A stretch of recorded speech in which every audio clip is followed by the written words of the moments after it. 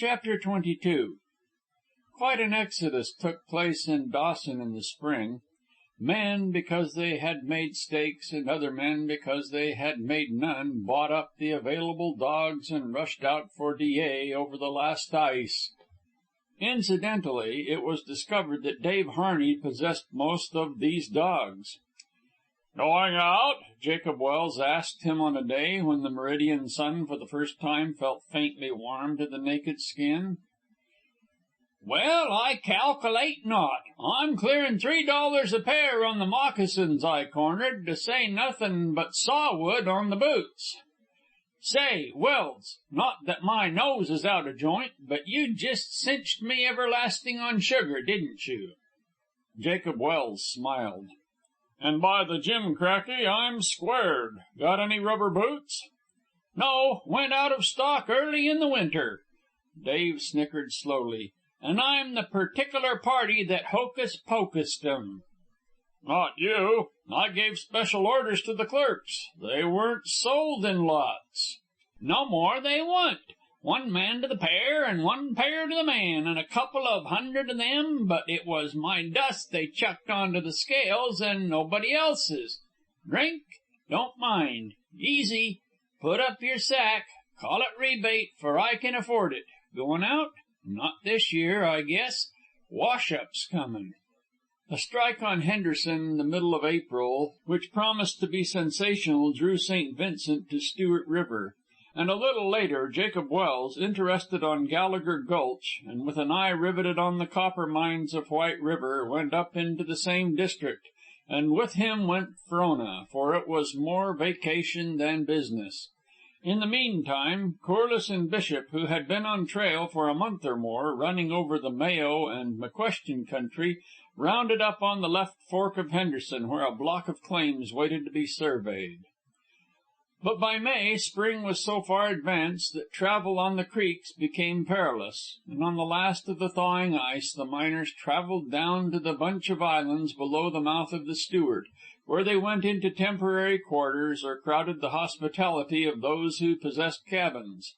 Corliss and Bishop located on Split Up Island, so called through the habit parties from the outside had of dividing there and going several ways, where Tommy McPherson was comfortably situated.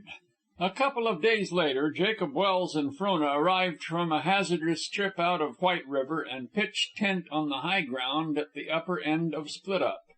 A few chicacos, the first of the spring rush, strung in exhausted and went into camp against the breaking of the river.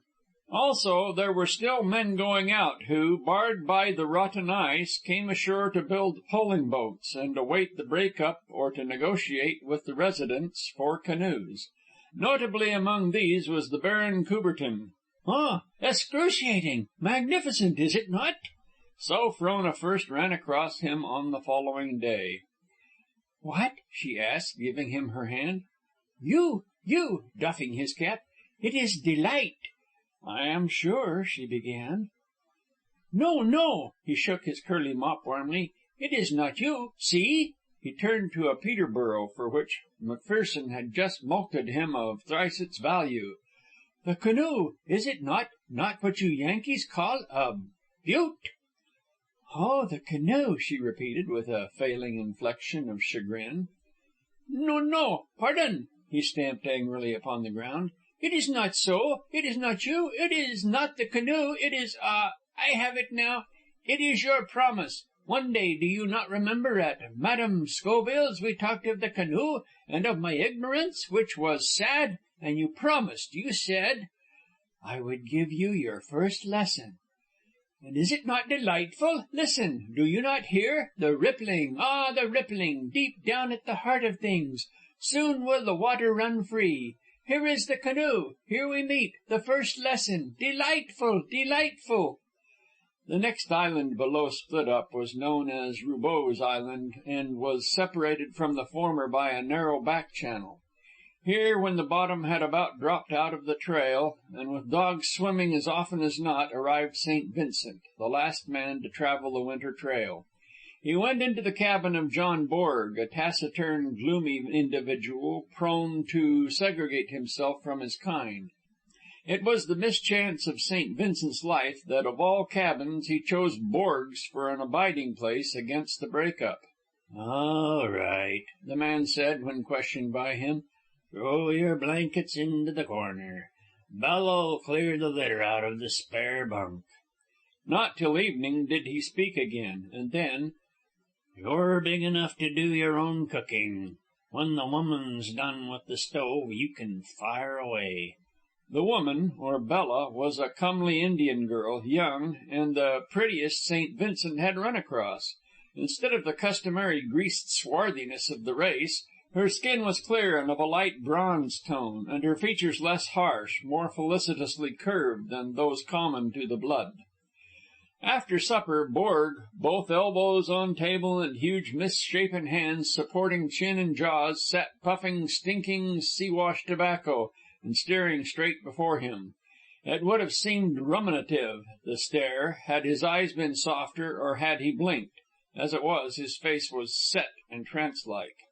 "Have you been in the country long?" St. Vincent asked, endeavoring to make conversation. Borg turned his sullen black eyes upon him and seemed to look into him and through him and beyond him, and still regarding him, to have forgotten all about him. It was as though he pondered some great and weighty matter, probably his sins, the correspondent mused nervously, rolling himself a cigarette. When the yellow cube had dissipated itself in curling fragrance, and he was deliberating about rolling a second, Borg suddenly spoke.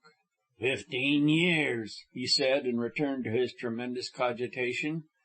Thereat, and for half an hour thereafter, St. Vincent, fascinated, studied his inscrutable countenance. To begin with, it was a massive head, abnormal and top-heavy, and its only excuse for being was the huge bull throat which supported it. It had been cast in a mold of elemental generousness, and everything about it partook of the asymmetrical crudeness of the elemental.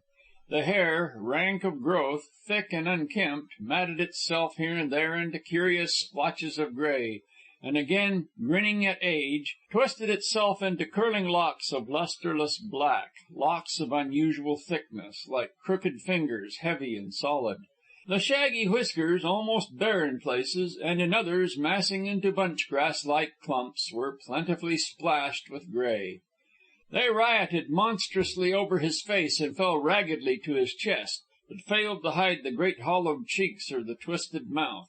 The latter was thin-lipped and cruel, but cruel only in a passionless sort of way. But the forehead was the anomaly.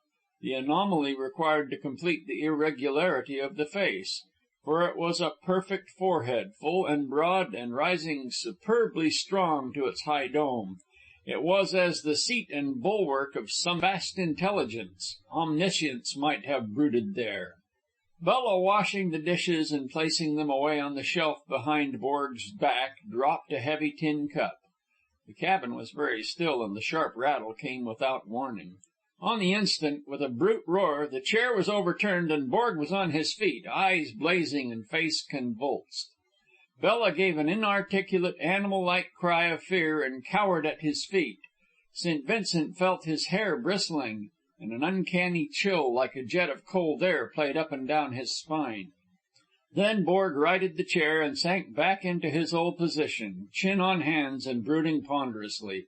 Not a word was spoken, and Bella went on unconcernedly with the dishes, while St. Vincent rolled a shaky cigarette and wondered if it had been a dream.